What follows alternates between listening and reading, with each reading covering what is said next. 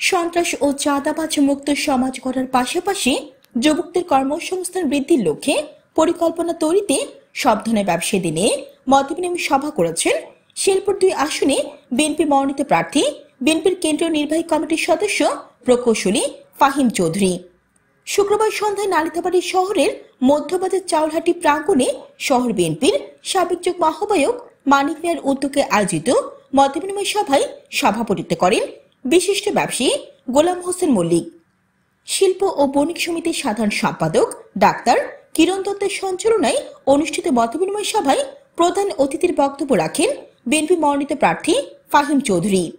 এই সময় অন্যান্যের মাঝে ব্যবসায়ী নেতা বীর মুক্তিযোদ্ধা মোস্তাফিজুর রহমান মুকুল, লুৎফর রহমান মন্ডল, বাদল চন্দ্র সাহা ইউপি চেয়ারম্যান, মিজানুর রহমান সাবেক ইউপি চেয়ারম্যান, ইউনুস আলী দেওয়ান, বিএনপি নেতা মোস্তাফিজুর রহমান আব্দুল্লাহ, যুব নেতা আব্দুর রহমান তারা, মিজানুর রহমান, ছাত্রনেতা ওমর ফারুক সহ অন্যান্যরা বক্তব্য রাখেন।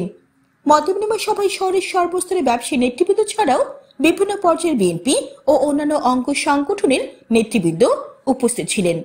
জানাতুল আফসানা, চ্যানেল বাংলা।